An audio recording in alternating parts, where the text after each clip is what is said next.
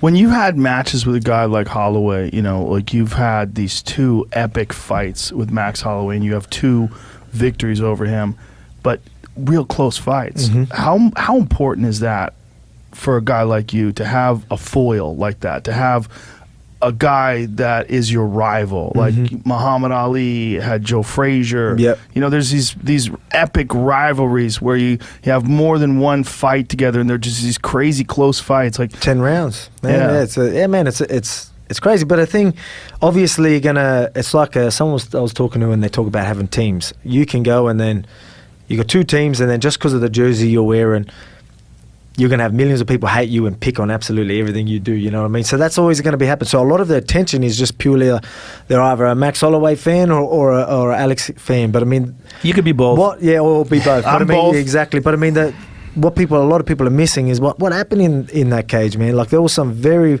very high level. It was a high level chess match.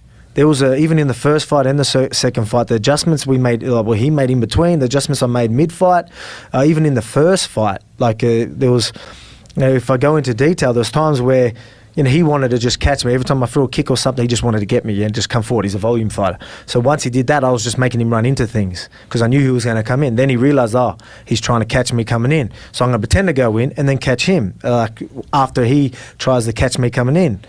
And then I caught onto that. Then I end up, you know what I mean? So it was like, it was this, little tiny adjustments. This was happening. Like, I could show you sequences. This is where this happened. And little chess matches that people are going to miss, you know what I mean? Right, and obviously I can't give away too much of what was going on in there. But there were so many things that we had to just, a lot of it was the fact that I just kept changing things up as well to make it harder for him to get a read on me. But, you know, again, there was a chess match where he would make, you know, great little adjustments and it would work, and then I'll catch on to that, then I'll change it up and he would do that, and you know what I mean? But people are going to miss that because they're just going to be like, you know, going to carry on how they do, which I get, you know, and I respect people, for obviously being that emotional about it, you know, because that's what we write off. We want that. But, mate, there was 10 rounds, and again, you talk about it, and I like, obviously, you know, you're going to get people, you know, say whatever they want, that's fine, but I mean, I think they're just missing the point of how competitive, it was very competitive, even though, you know, I've got the 2 wins, but it just, you know, the chess match we're having in there, I just think is missed by too many people. Yeah, I think you're probably right. The people that don't appreciate it just think it's a great fight.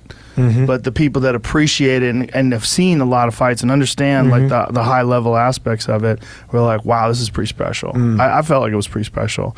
And I think it's just so impressive that you have these 2 victories over Max when you look at how Max has performed with everybody else in the division. Like the last fight with Calvin Kattar, who is a fucking beast. And Max just lit him on fire. That was in my opinion, like one of the most impressive performances I've ever seen. It was a great performance. That's again, like I'm going to give credit when credit's due. No, you do.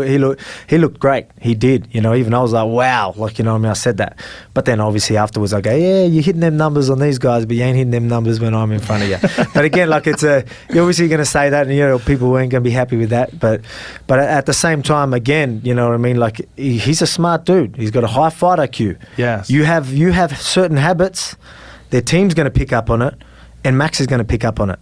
You exit a certain way, and that's the only exit. He's going to fucking piece you up if you keep doing that. Yeah. And again, like, you know, there was, and I know no disrespect to Kattar, but there were certain things that, you know, Max caught on and just fucking made him pay. He was being first and then fucking stayed on him. He was the first to get going. As soon as he got him where he knew he was going to direct him, just kept going. And then, but the way he even mixed that up, I don't think I've ever seen him mix kicks, knees so much. Like after our fights, I feel like, especially from the first to the second, his tool was always his jab, his hands, and the volume fight. And when now, like the second one, obviously you use so many different tools, and this fight you've seen him just, the volume was there, the way you just mixed up all the tools. So again, I'm going to give him a lot of credit because the kid can fight, you know what I mean? He can fight his ass off. He and takes I can guarantee you we're going to meet again.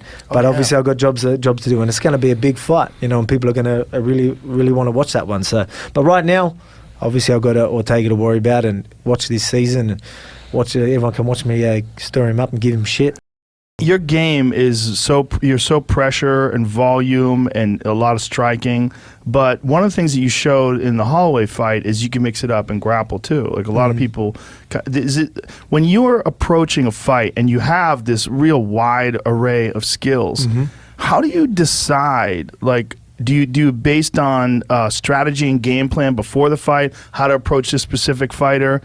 Or do you flow? Yeah, right. Do you feel it in the moment? A lot of it's obviously the game plan goes a long way, but I mean you need to play what's in front of you as well. Like with that last fight, you had Max, who changed his whole fucking. He's been successful for a long time in this certain style. And then he went to, we call him Muay Thai Max. He went Muay Thai Max in the last fight, which we just did not expect him to change his whole game. More upright, legs are closer together, and didn't care too much about getting out. Like making you miss and then countering. It was more just, I'm gonna let you run it. Like we did not expect that at all. So you got to make adjustments mid-fight as well. But I mean, like it's funny because you talk about people being well-rounded and all that, and that goes so far. Yeah, people can wrestle, grapple, and the way you put it all together, using the right tool at the right time, right tool for the right job, and then again, just being able to use certain tools, even knowing that that tool ain't going to work, but I'm going to get him thinking about that tool, and I'm going to use this tool, and just constantly mixing it up. So if I don't get them takedowns, I'm not too fast, because that's still a piece of the puzzle he's trying to figure out, or he's committing to stopping that takedown. Once he's committing, I capitalize somewhere else.